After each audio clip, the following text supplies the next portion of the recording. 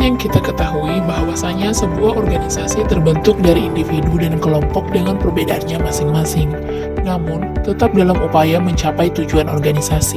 Perbedaan antar individu dan kelompok dalam organisasi dapat menyebabkan perbedaan pendapat, persepsi, dan perilaku, bahkan dapat menyebabkan terjadinya konflik.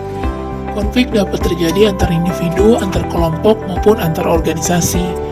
Hal ini disebabkan oleh adanya ketidaksepahaman terkait tujuan atau serta pembagian atau penggunaan sumber daya.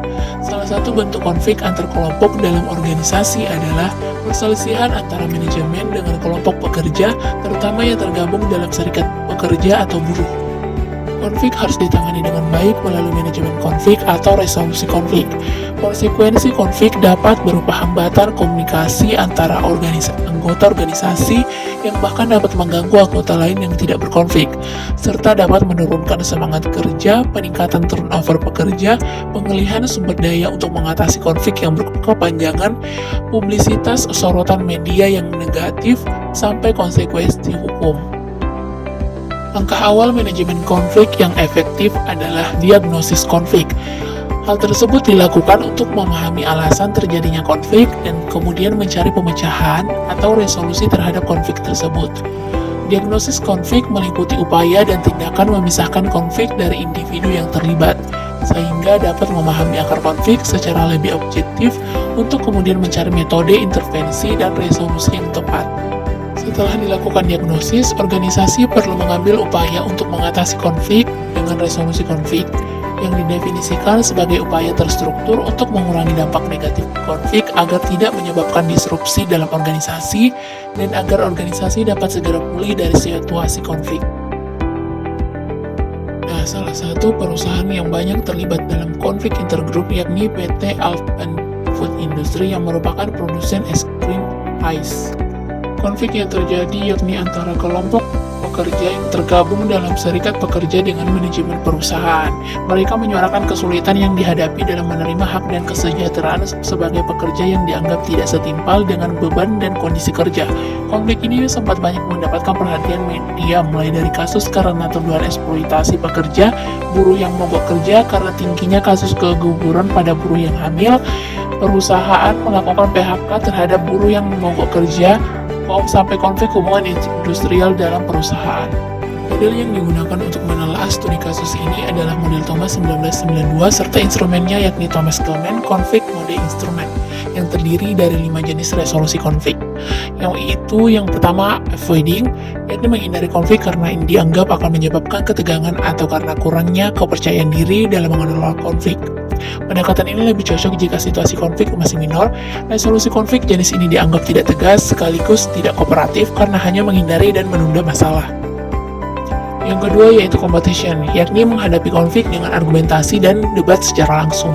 Resolusi konflik jenis ini dianggap tegas karena menghadapi konflik secara langsung, namun dianggap kurang kooperatif karena tujuan masing-masing pihak berlawanan sehingga cenderung memunculkan mentalitas menang kalah.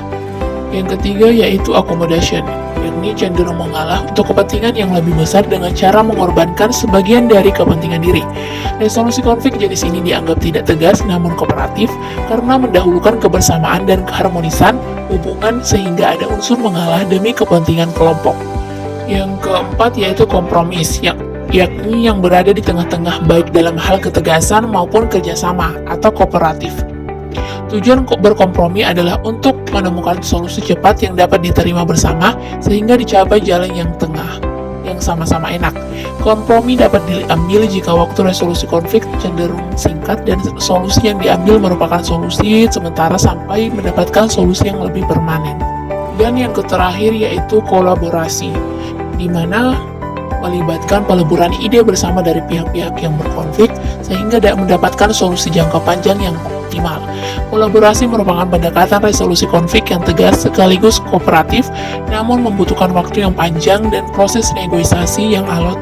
Di samping itu, studi kasus ini juga menelaah penerapan alternatif dispute resolution atau biasa disingkat ADR dalam bentuk negosiasi dan mediasi. ADR merupakan mekanisme alternatif yang dapat diambil organisasi dalam mengatasi konflik yang menghindari litigasi atau jalur hukum yang berbelit, terutama dalam konflik antar kelompok atau antara manajemen dengan serikat pekerja. ADR mengedepankan tingkat kepercayaan dalam proses resolusi konflik, serta dapat menghindari penurunan moral dan motivasi pegawai, terutama yang melibatkan mediasi. Diketahui mediasi sebagai salah satu bentuk ADR ditemukan dapat mengurangi kesan konfrontasional sekaligus dapat mencapai hasil yang lebih dalam jangka panjang. Dalam studi kasus konflik antara manajemen dengan serikat buruh PT AFI, konflik yang terjadi merupakan bentuk konflik antar kelompok dalam organisasi.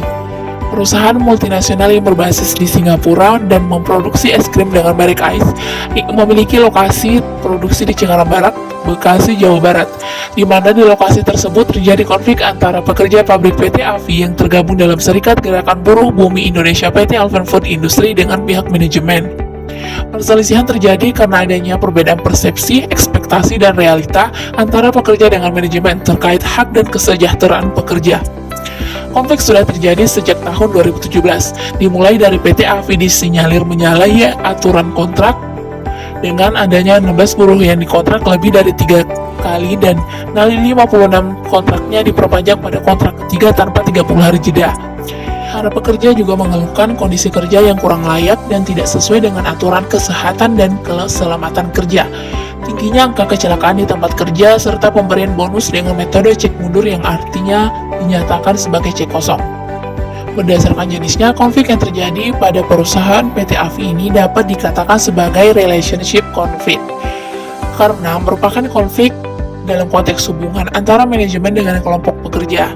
Konflik jenis ini berpotensi menurunkan motivasi dan produktivitas dalam organisasi jika dibiarkan berlarut. Nah, itulah dia teman-teman. Jadi, konflik dapat terjadi pada setiap organisasi. Salah satu faktor pembedanya adalah bagaimana organisasi mengelola konflik dan mencari resolusi untuk konflik yang terjadi. Dalam studi kasus PT AFI, ditemukan bahwa konflik lebih cenderung berbasis hubungan antara manajemen dan pekerja.